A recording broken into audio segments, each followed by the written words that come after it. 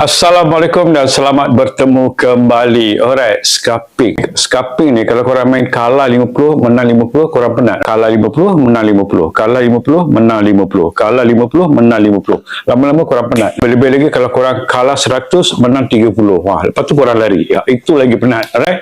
So, lebih baik korang main scalping Jepun. Scalping Jepun ni simple saja. Scalping Jepun kalah 50, menang 100 ataupun 150. Scalping Jepun kalah 50, menang 100 ataupun 150. Itu yang lebih bagus, alright? So, tanpa membuang masa, jom saya tunjukkan. Dia macam ni. So, mapping korang, okay, kira korang nak main intraday ke, korang nak main scalping ke, daily open high low close malam untuk buat mapping, korang markingkan. Lepas sini, okay, kuningkan. Ini untuk daily, nampak? Pucuk ke pucuk.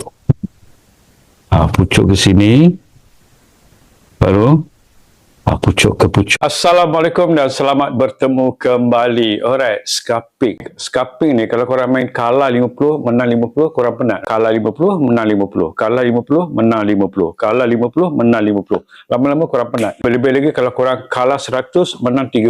Wah, lepas tu korang lari. Ya, itu lagi penat. Alright. So, lebih baik korang main scalping Jepun. Scalping Jepun ni simple saja. Scalping Jepun kalah 50, menang 100 ataupun 150. Scalping Jepun kalah 50, menang 100 ataupun 150. Itu yang lebih bagus, alright? So, tanpa membuang masa, jom. Assalamualaikum dan selamat bertemu kembali. Alright, scalping. Scalping ni kalau korang main kalah 50, menang 50, korang penat. Kalah 50, menang 50. Kalah 50, menang 50. Kalah 50, menang 50. Lama-lama korang penat. Lebih lagi kalau korang kalah 100, menang 30. Wah, lepas tu korang lari. Ya, itu lagi penat, alright?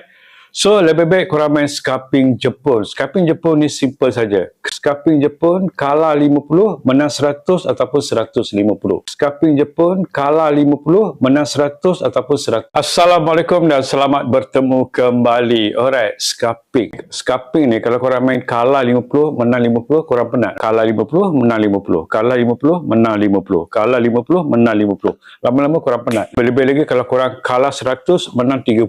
Wah, lepas tu korang lari. Ya, itu lagi penat, alright? So, lebih baik korang main scalping Jepun. Scalping Jepun ni simple saja. Scalping Jepun kalah 50, menang 100 ataupun 150. Scalping Jepun kalah 50, menang 100 ataupun 150.